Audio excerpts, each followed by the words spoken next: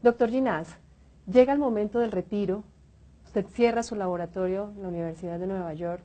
¿Qué proyectos tiene? ¿Qué viene? Varias cosas a hablar.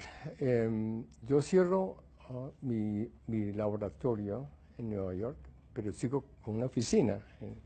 Y tengo otro laboratorio que voy a mantener en Cape Cod. De modo que realmente es un cambio menos drástico del que uno podría imaginar. El Señor sabe hacer ciertas cosas y quiere seguir haciendo las cosas que sabe, digamos, ¿no? Y claro, hay también la posibilidad de hacer cosas que nunca haya hecho antes, y entonces esa parte es preciosa. Entonces voy a ser parcialmente neurocientífico y parcialmente educador, imagínense. Cuéntenos de qué se trata esa parte de ser educador. Se trata de lo siguiente. Me parece que la educación de los jóvenes, de los niños y los jóvenes, no es óptima, ni aquí ni en ninguna parte. Y la razón para decirlo es que si uno piensa o si uno estudia exactamente cuánta información le queda a la gente después de terminar su bachillerato, digamos, la cantidad de información que queda es muy pequeña. Es la mayoría de las cosas se olvidan. Y yo siempre digo lo mismo, los afluentes del Caquetá no los conoce nadie. ¿Por qué vamos a conocerlos? Es muy interesante. Y entonces la situación es que se enseña sin contexto. Entonces, resolví que quizá valdría la pena generar una nueva metodología de enseñanza. De modo que lo que se aprenda se internalice y sea parte de uno. Y entonces se me ocurrió hacer una cosa que yo llamo cosmología, que alguna vez traté de hacerla, pero ahora creo que sí se puede hacer. Y entonces voy a hacer eso, voy a utilizar cierto contenido de mi tiempo en desarrollar cosmología. Y la idea realmente es la siguiente. Me parece que la manera más lógica de tener una idea de conocimiento general y de la postura de los humanos con respecto a la Tierra es simplemente reconstruir la historia del desarrollo intelectual de la humanidad. Entonces, ¿cuál es la idea? Ya lo había dicho antes, pero le cuento. La idea es que los niños y las niñas de primaria empiecen siendo cazadores recolectores. Entonces, ¿cuáles son los problemas? ¿Cómo se hace una caza sencilla? ¿Cómo se consiguen? ¿Cómo se buscan animales? ¿Cómo se cazan? ¿Cómo se hacen los utensilios requeridos? ¿Cuáles son las ventajas y las desventajas? ¿Qué pasa cuando llueve? ¿Qué pasa cuando hay nieve? ¿Qué pasa? ¿No? Entonces, eso sería, digamos, el primer año. El segundo año van de cazadores recolectores a agricultores, pequeños agricultores. Entonces, ya no tienen que buscar los animales, sino que los tienen en una jaula, en fin. Y entonces tienen que aprender cosas como a contar. El cazador recolector no tiene que contar. Pero ya si no tiene pues, gallinas y vacas, si son 15 o son 25. Entonces, la idea es hacer una reconstrucción de la historia del desarrollo intelectual del humano en los 12 años de colegio, terminando, digamos, con el mundo de hoy. Esa es una cosa que nunca se ha hecho y que sería, me parece, de una importancia enorme, porque es contexto dependiente, no es memoria dependiente. Si uno entiende las cosas, no se le olvida. Pero la mayoría de la gente, ya lo he hecho muchas veces, cuando uno les pregunta que tanto se recuerda, dicen, no, pues geografía, 2 o 3 cosas, y matemática no recuerdo nada. Historia sí, pues que Napoleón, nunca internalizaron el conocimiento que debían tener y que podían tener.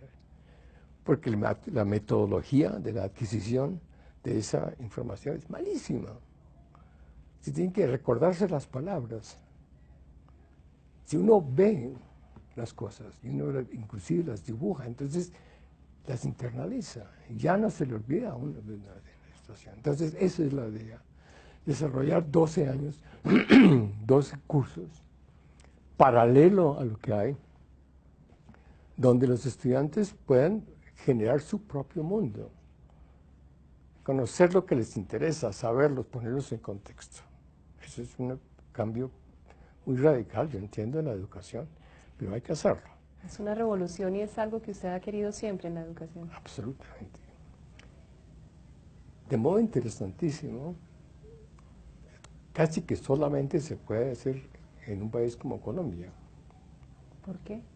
Porque resulta que en los otros países la estructura de enseñanza es una industria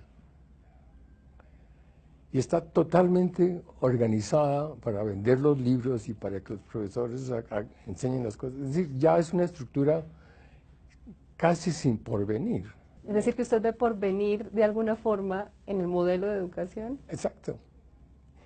Hay que cambiar el modelo de educación. Porque ¿qué pasa? Que venden los libros de geografía, venden los libros de álgebra, y la gente no sabe geografía y no sabe álgebra, porque la metodología no es suficientemente buena para que la gente pueda entenderlo y hacerlo propio. Y entonces, Colombia tiene una enorme ventaja, y es que la educación no está tan cristalizada. Y si uno les explica a los profesores que ellos no son los dueños del conocimiento, pero son los guías. Y que cada persona, cada muchacho, cada niño tiene una mentalidad un poquito diferente. Y entonces el conocimiento debería estar relacionado con la capacidad de la persona, con las cosas que les gustan. El talento. Claro, y de vez en cuando se le meten cosas que no les gusten, pero en pequeño. Entonces, claro, la posibilidad de cambiar, de hacer un vuelco duro y profundo de la educación está presente. Y se hace en Colombia, fantástico. Pero usted quiere eso, que Colombia sea eje de este proyecto. Absolutamente. ¿Y ya ha tenido algún acercamiento para empezar? No, he estado hablando de cómo hacerlo. Les cuento que lo voy a hacer con otro colombiano que se llama Hakanami Hoy. Son buenos amigos. Entonces, él va a hacer los dibujos y vamos a organizarlo. Y entonces, es una revolución, es perfectamente increíble. Un pintor y un científico pues van a hacer educación entendible y adquirible y recordable, memorable, ¿no? Entonces, eso es lo que el plan en que estoy. Y veo que lo emociona y lo apasiona. Pues esta claro, idea. imagínense la posibilidad de que la gente entienda y lo acepte y lo tenga para siempre. Esto sí es educación. No, es decir, a mí me parece que si se hace bien, puede ser revolucionario. Y que sea en Colombia me parece fantástico. Y que sea con Haka, mejor todavía. ¿Eso quiere decir que lo vamos a tener de regreso al país o lo Pues, va a manejar en la distancia? No, tengo que manejarlo en Estados Unidos, pero hay que venir con frecuencia. Y hay que asegurarse que los maestros entiendan que se les están dando más poder y no menos poder. Que no son los dueños, pero son los guías. Es mucho mejor ser guía que ser dueño. ¿Eso nos permitirá tener un mejor país? Vamos a ver, pues no sé exactamente cómo se va a tomar ese aspecto, ¿no? ¿Usted? Pero teóricamente debe funcionar. Y yo realmente creo que va a funcionar. En fin, ahora hay que hablar con el ministerio, hay que tener las posibilidades. Yo voy a hacerlo desde mi punto de vista ad honorem, pero naturalmente se requiere que el ministerio quiera que aporte los dineros necesarios para hacer el programa, ¿no? Nosotros estamos diseñándolo, pero hay que hacerlo una realidad, ¿no? Usted siempre ha sido crítico del tema de educación en nuestro país. Participó en la misión de sabios hace más de 20 años. No, participé, la propuse y salió. Y Y se propuso ¿Y inclusive este en ese proyecto momento. es similar a lo que pasó en esa época? Absolutamente. ¿Por qué ha sido tan difícil pasar del papel a la realidad? Porque no pasa. Um, en todas partes del mundo ese paso es difícil. En Colombia ha sido particularmente difícil. Pero creo que se puede hacer ahora. Es decir, que hay suficiente interés social y que se han dado cuenta, de los políticos y la gente, se han dado cuenta que un país educado es poderosísimo comparado con un país no educado, ¿no? Y no va a ser tan costoso, es simplemente un cambio de filosofía, no es más. En fin, no estamos hablando de billones de dólares, ¿no? Igual pasa con el tema de inversión en ciencia, en investigación, en generación de conocimiento. Absolutamente, absolutamente. ¿Usted cree que ahí están esos dos ingredientes claves para que Colombia sea un mejor país? Absolutamente. ¿O agregaría algo más? No, es necesario y suficiente. Educación Educación. e investigación. Optimizar el sistema nervioso de los colombianos. Es que no somos más, ni la humanidad ha sido más nunca. Somos nuestro cerebro. Exactamente, y todos tenemos el mismo cerebro, tenemos Absolutamente. capacidad de pensar. ¿Por qué algunos son Rodolfo Ginás y otros no? Es que locos no puede ser todo el mundo, ¿no? Loco maravilloso. No, sí, no, es una cuestión de suerte, digamos, y de pasión, ¿no? Es decir, yo simplemente, a mí me parecía triste vivir sin entender, aceptar cosas porque se lo dice alguien, o sea, ya hay que verificar. Entonces uno investiga, que es simplemente una verificación intelectual de la realidad, no es más. Doctor Ginás, todos sabemos que usted lleva mucho tiempo por fuera del país, pero uno recibe noticias del país a través de los amigos, de la familia, de los medios. ¿Cómo ves a Colombia en este momento? Colombia está en un momento sumamente interesante, porque creo que ha evolucionado lo suficiente para poderse convertir en un país de vanguardia. Entre otras cosas porque no tiene los lastres que tienen los países ya más estructurados. Eso es de una importancia increíble. Es decir, quizá fue bueno que hubiéramos tenido pues un poco de retraso, porque entonces no hemos comprado la estructura rígida que da el éxito. Entonces tenemos una arquitectura nueva, tenemos un modo de pensar nuevo, tenemos cuestiones que no se han hecho.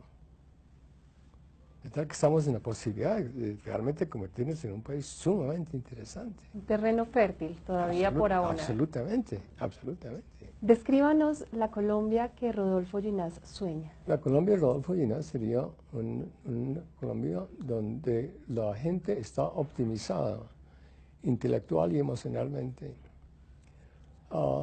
donde el ser rico o pobre es menos importante de ser inteligente y entender.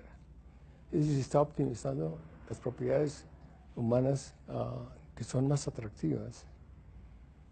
Porque el poseer cosas, es decir, está bien, poseer un exceso de cosas, pues no creo que es necesario, ¿no?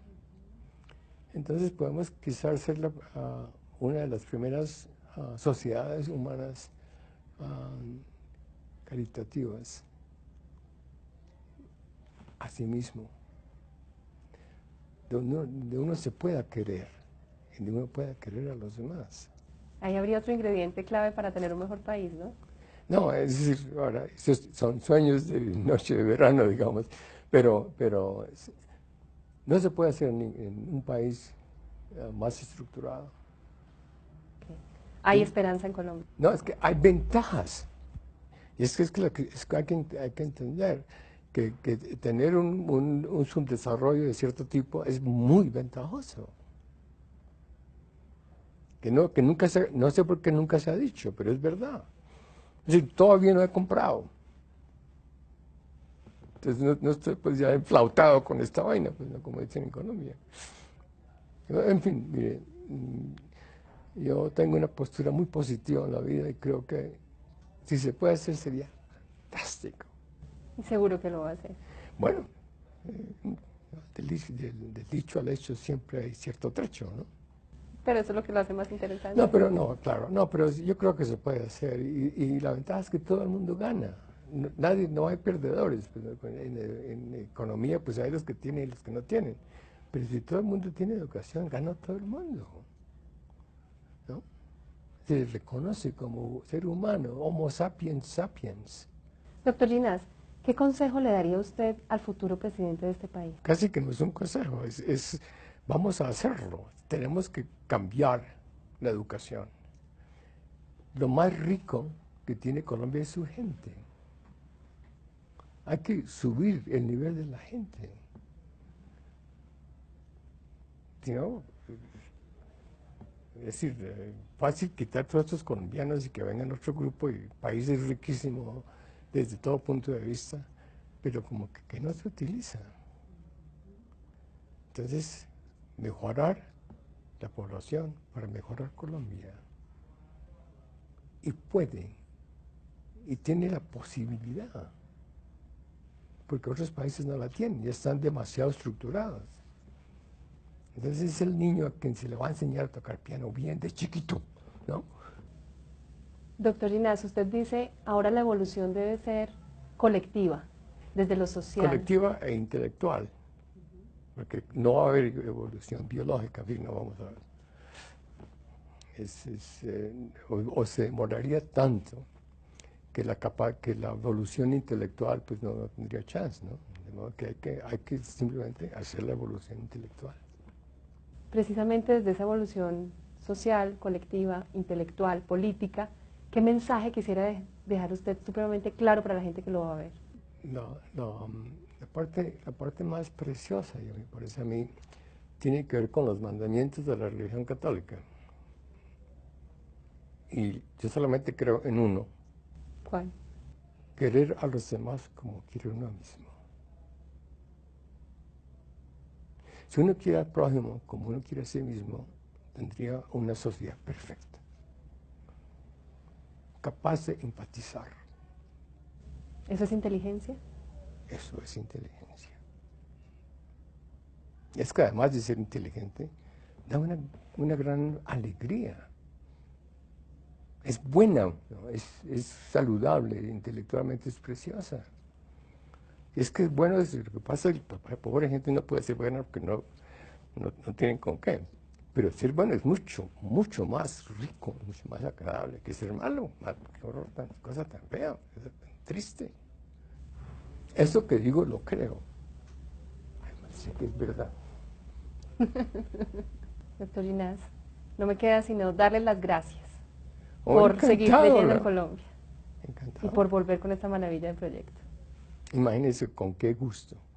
Y usted es muy gentil y ustedes muy amables, todos. Gracias.